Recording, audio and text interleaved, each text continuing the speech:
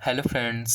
इस वीडियो में हम लोग सब्जेक्ट हिस्ट्री चैप्टर 7 शांति के प्रयास को पढ़ेंगे। देखिए, इसमें है राष्ट्र संघ, लीग ऑफ नेशन। राष्ट्र संघ को इंग्लिश में क्या कहते हैं? League of nation. League of nation. प्रथम विश्व युद्ध 1918 ईस्वी में समाप्त हुआ। देखिए, प्रथम विश्व युद्ध क्या था? देखिए, प्रथम विश्व युद्ध 1914 में शुरू हुआ था। ठीक है। प्रथम विश्व युद्ध में सारे देशों ने नहीं भाग लिया।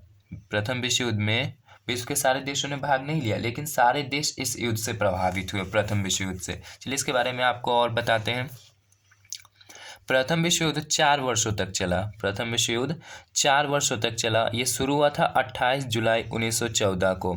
प्रथम विश्व युद्ध कब शुरू हुआ? 28 जुलाई 1914 को, और समाप्त हुआ 11 नवंबर 1918 को। 1914 को स्टार्ट हुआ और 1918 में समाप्त हुआ 11 नवंबर को। 11 नवंबर को क्या मनाते हैं? शिक्षा दिवस। 11 नवंबर को शिक्षा दिवस मौलाना अबुल कलाम आज़ाद के जन्मदिन पर मनाते हैं, इसको याद रखिएगा। देखिए, तात्कालिक कारण क्या था प्रथम विश्व युद्ध का? ऑस्ट्रिया का राजकुमार था आर्कड्यूक फर्डिनेंड और उसकी पत्नी। ऑस्ट्रिया का राजकुमार कौन हो गया? Archduke Ferdinand. ऑस्ट्रिया की राजधानी क्या है? वियना। ऑस्ट्रिया की राजधानी वियना।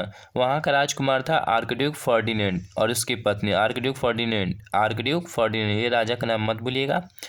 इसका हत्या हो गया था 28 जून 1914 को। हत्या 28 जून 1914 को कहाँ हुआ? सेरोजेवा। ये बोत्सवाना की राजधानी सेरोजेवा। बोत्सवाना की राजधानी सेरोजेवा में हो गया था। कब? 28 जून 1914 को आर्कड्यूक फर्डिनेंड की हत्या। ये ऑस्ट्रिया जो जिम्मेदार ठहरा है, इसका आरोप सर्बिया पर लगाया। किस देश पर? सर्बिया। सर्बिया की राजधानी बेलग्रेड है। सर्बिया की राजधानी बेलग्रेड। तो आरोप किस पर लगाया? सर्बिया। एक महीने बाद ऑस्ट्रिया ने सर्बिया पर क्या किया? आक्रमण कर दिया। ऑस्ट्रिया ने सर्बिया पर हमला या आक्रमण किया।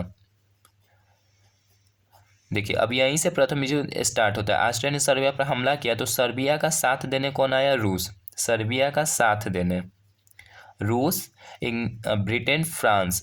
रूस, ब्रिटेन, फ्रांस, और ये जो ग्रुप बना रूस, ब्रिटेन, फ्रांस का, ये बना मित्र राष्ट्र। ये ग्रुप कौन सा बना? मित्र राष्ट्र। ऑस्ट्रिया का साथ देने कौन आया? जर्मनी। ऑस्ट्रिया का साथ देने जर्मनी आया और ये राष्ट्र बना धुरी राष्ट्र। धुरी राष्ट्र का लीडर जर्मनी था। चलिए आगे। ये हो गया प्रथम विश्व युद्ध के बारे में। परंतु इस युद्ध की विभीषिका से, मतलब जो भी क्षति हुआ से उत्पन्न समस्याएं विजित राष्ट्रों के साथ साथ संपूर्ण विश्व के लिए चुनौती भरी थी।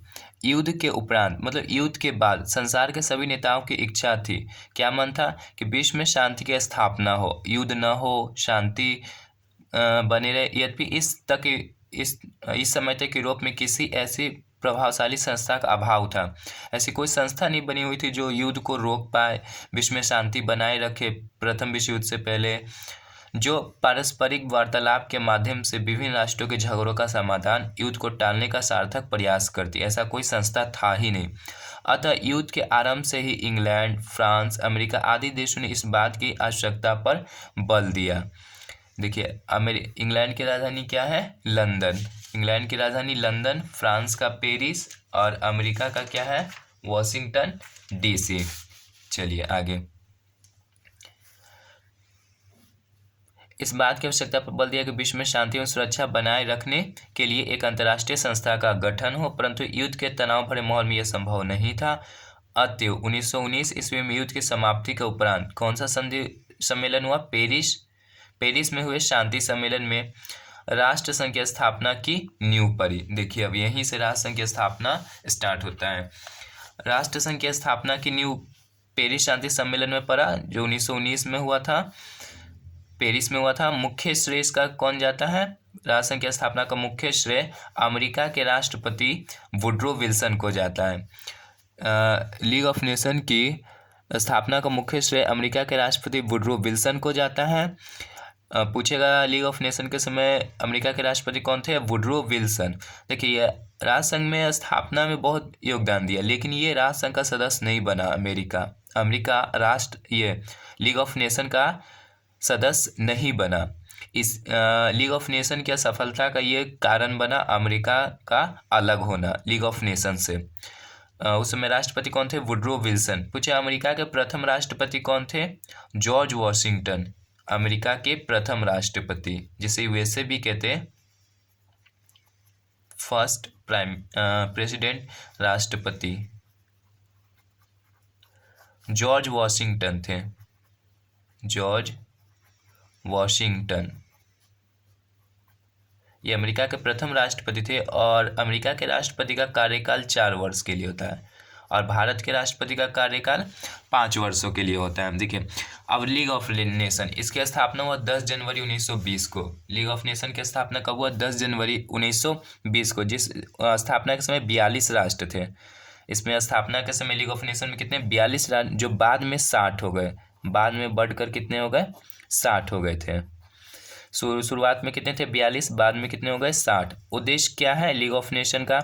शांति की स्थापना, पहला शांति की स्थापना, पहला हो गया शांति की स्थापना, युद्ध को रोकना, अंतर्राष्ट्रीय विवादों को सुलझाना। शांति की स्थापना, युद्ध को रोकना, अंतर्राष्ट्रीय विवादों को सुलझाना। शांति की स्थापना, युद्ध को रोकना, अंतर्राष्ट्रीय विवादों को सुलझाना। लीग ऑफ नेशन का मुख्यालय कहाँ हो गया? जिनेवा। लीग ऑफ नेशन का मुख्यालय जिनेवा। ये जिनेवा जो शहर है आपका स्विट्जरलैंड में। स्विट्जरलैंड की राजधानी क्या है? बर्न। स्विट्जरलैंड की राजधानी बर्न। तो लीग ऑफ नेशन का मुख्यालय कहाँ हो गया? जिनेवा, स्विट्जरलैंड में, और स्विट्जरलैंड की राजधानी क्या हो गया? बर्न। इसका मुख्य श्रेय अमेरिका के तत्कालीन राष्ट्रपति कौन थे? वुडरो विल्सन को जाता है, जिन्होंने अपने 14 सूत्री प्रस्ताव में किसी अंतर्राष्ट्रीय संस्थान की स्थापना की अनिवार्यता पर बल दिया। अंततः विभिन्न योजनाओं को मिलाकर 10 जनवरी 1920 को राष्ट्रसंघ लीग ऑफ नेशन के अस्तित्व में आया। देखिए राष्ट्रसंघ के उद्देश्य, राष्ट्रसंघ की स्थापना का उद्देश्य अंतर्राष्ट्रीय शांति की स्थापना, अंतर्राष्ट्रीय शांति की स्थापना तथा युद्ध से उत्पन्न समस्याओं का शांतिपूर्ण समाधान करना। इसी के निमित्त राष्ट्रसंघ द्वारा अंतर्राष्ट्रीयता के प्रति विश्वास पैदा करने तथा युद्ध के पूर्व एक बाद में की गई संधियों को लागू करवाने का प्रयास किया गया। युद्ध जनित आर्थिक तथा सामाजिक समस्याओं को दूर करना भी राष्ट्रसंघ की प्राथमिकताओं में शामिल थे। और इसका क्या काम था? सामाजिक समस्याओं को भी दूर करना, आर्थिक एवं सामाजिक समस्याओं को भी दूर करना राष्ट्रसंघ का काम था। चलिए आगे। राष्ट्रसंघ के सदस्य, चूंकि इस संस्था की स्थापना युद्ध के उपरांत हुई। कौन से युद्ध के बाद? प्रथम विश्व युद्ध के बाद। फलतः प्रारंभ में इसमें विजित अर्थात मित्र राष्ट्र फ्रांस, इंग्लैंड, रूस आदि तथा युद्ध के दौरान तटस्थ रहने वाले कुछ राष्ट्र ही शामिल थे, जिनकी संख्या 31 के करीब थी। बाद में इसके सदस्यों की संख्या कितना हो गया? 60। लीग ऑफ नेशन का राष्ट्रसंघ की सदस्यता प्राप्त करने के लिए आवश्यक था कि वह देश स्वतंत्र एवं प्रभुत्व संपन्न हो तथा राष्ट्रसंघ के 2/3 सदस्य उसे संघ में शामिल करने पर सहमत हो। राष्ट्रसंघ के अंग, राष्ट्रसंघ की प्रथम धारा में सदस्य राष्ट्रों की सूची एवं दूसरी धारा में इसके 3 प्रमुख अंगों की चर्चा है। दूसरी धारा में क्या है? 3 प्रमुख अंगों की चर्चा। राष्ट्रसंघ के 3 प्रमुख अंग है। पहला हो गया असेंबली, परिषद, सचिवालय। असेंबली, परिषद, सचिवालय। 3 प्रमुख अंग कौन कौन से? असेंबली, परिषद, सचिवालय। चलिए इसे लिखते हैं।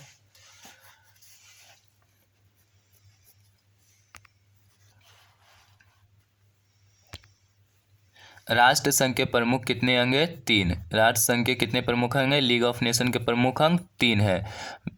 असेंबली, पहला हो गया आपका असेंबली, परिषद, सचिवालय। असेंबली, परिषद, सचिवालय। असेंबली, परिषद, सचिवालय। असेंबली, परिषद, सचिवालय। असेंबली, परिषद, सचिवालय। ये राष्ट्रसंघ के प्रमुख 3 अंग होंगे। देखिए सदन के कार्य करने की भाषा फ्रेंच और इंग्लिश थी। सदन के कार्य करने की भाषा फ्रेंच और इंग्लिश। सदन के कार्य करने की भाषा 2 हो गया, फ्रेंच और इंग्लिश।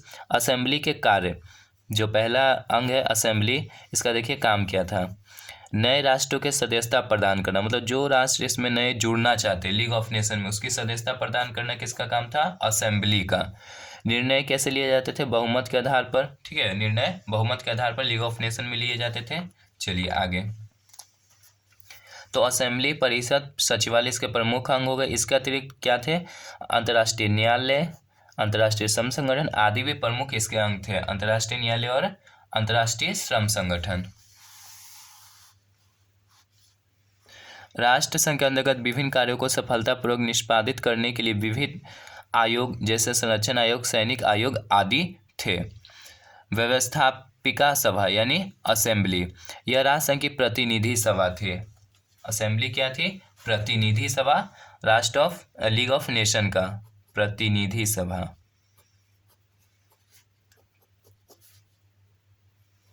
प्रतिनिधि सभा। और ये प्रतिनिधि सभा में कौन उपस्थित होते थे? उपस्थित सदस्य राष्ट्रों के सदस्य।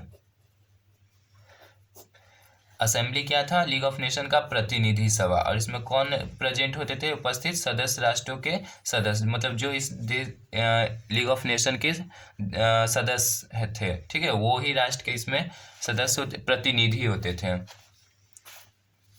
प्रतिनिधि, सदस्य राष्ट्रों के प्रतिनिधि।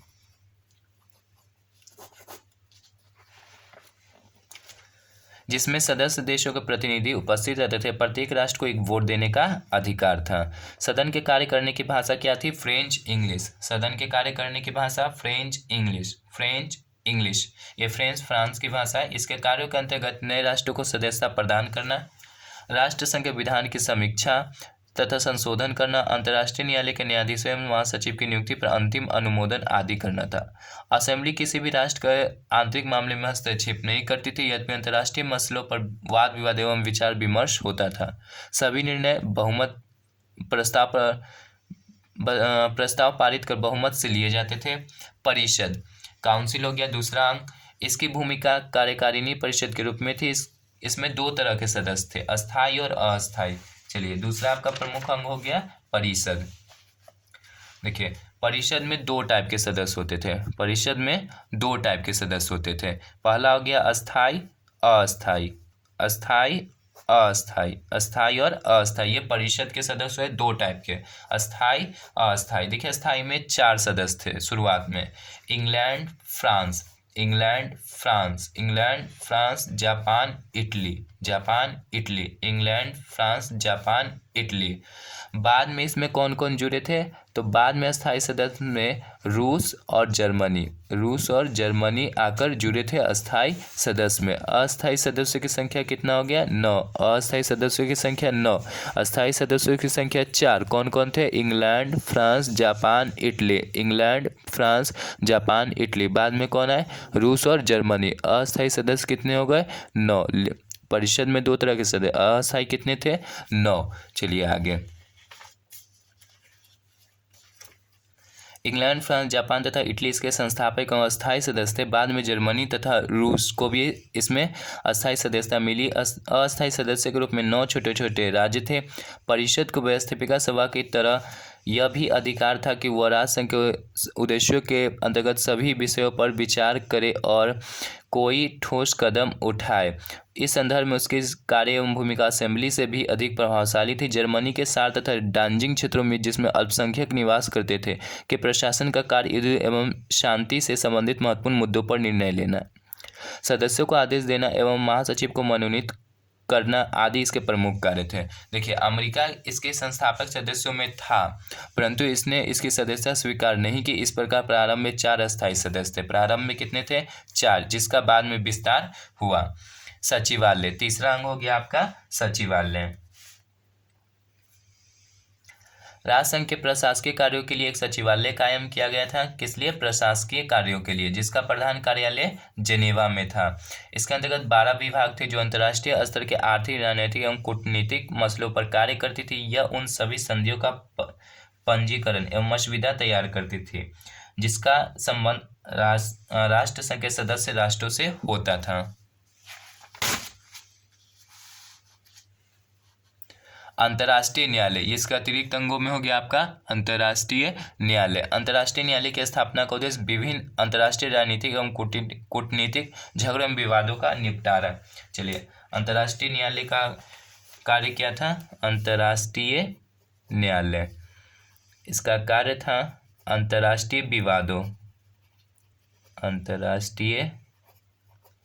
विवादों और झगड़ों को सुलझाना। ये किसका काम था? अंतर्राष्ट्रीय न्यायालय का। अंतर्राष्ट्रीय न्यायालय का मुख्यालय कहाँ हो गया? हेग। अंतर्राष्ट्रीय न्यायालय का मुख्यालय कहाँ हो गया? हेग। अंतर्राष्ट्रीय न्यायालय का मुख्यालय हो गया आपका हेग, और ये हेग पड़ता है आपका नीदरलैंड में। नीदरलैंड का प्राचीन नाम देखिए क्या था, पुराना नाम, प्राचीन नाम हॉलैंड। क्या था? हॉलैंड। नीदरलैंड का पुराना नाम क्या था? हॉलैंड। अंतर्राष्ट्रीय न्यायालय का मुख्यालय हेग हो गया, नीदरलैंड का पुराना नाम हॉलैंड। और भारत आने वाला दूसरा यूरोपीय में से था, नीदरलैंड ही दूसरा नंबर पर था, यूरोप से ही आए थे व्यापार के लिए। चलिए आगे आपका है, ये हो गया आपका जिसका मुख्यालय हॉलैंड आधुनिक नीदरलैंड के एक शहर हेग में स्थापित किया गया था। यह असेंबली को महत्वपूर्ण मसलों पर राय तथा राष्ट्रसंघ के विभिन्न विधानों की व्याख्या भी करती थी, परंतु इसके निर्णय बाध्यकारी नहीं थे। अंतर्राष्ट्रीय न्यायालय के अंतर्राष्ट्रीय श्रम संगठन, देखिए अंतर्राष्ट्रीय श्रम संगठन की स्थापना हुआ था 1919 में। अंतर्राष्ट्रीय श्रम संगठन की स्थापना कब हुआ? 1919 में। मुख्यालय इसका कहाँ है? जेनेवा में। देखिए इसका काम था मजदूरों के हित में सुधार, मतलब उसकी दशा में सुधार करना था मजदूरों के। यूनान की राजधानी क्या हो गया? एथेंस। पहले यहाँ पर देख लीजिए, प्रथम विश्व युद्ध का काल 1914 से 18 यूरोप में समाजवादी तथा मजदूर आंदोलन के विकास का काल था, क्योंकि युद्ध में अधिशेष उत्पादन की आवश्यकता ने औद्योगिक श्रमिकों की महत्ता को बढ़ा दिया। लोग मजदूर को ज़्यादा काम के लिए ढूंढने लगे। इसे 1917 की रूसी क्रांति, बोल्शेविक क्रांति से भी बल मिला। रूस की क्रांति कब हुआ? 1917 में। और रूस के सम्राट को जार कहते हैं, ये याद रखिए, वेरी इंपॉर्टेंट क्वेश्चन है क्लास 10th के लिए भी, क्लास 10th के लिए है ये, अभी 9th के लिए नहीं। रूस के सम्राट को क्या कहते हैं? जार। बल मिला और इस यूरोपीय देशों में मजदूरों की दयनीय आर्थिक एवं सामाजिक स्थिति को बेहतर बनाने की आवश्यकता महसूस की, इसीलिए अंतर्राष्ट्रीय श्रम संगठन की स्थापना की गई। अतः युद्ध के बाद राष्ट्रसंघ के तत्वावधान में मजदूरों के हितों को देखरेख तथा उनकी दशा सुधारने के लिए अंतर्राष्ट्रीय श्रम संगठन की स्थापना की गई, जिसका मुख्यालय कहाँ है? जेनेवा था। राष्ट्रसंघ द्वारा शांति के प्रयास। राष्ट्रसंघ की स्थापना का उद्देश्य अंतर्राष्ट्रीय शांति और परस्पर सहयोग था।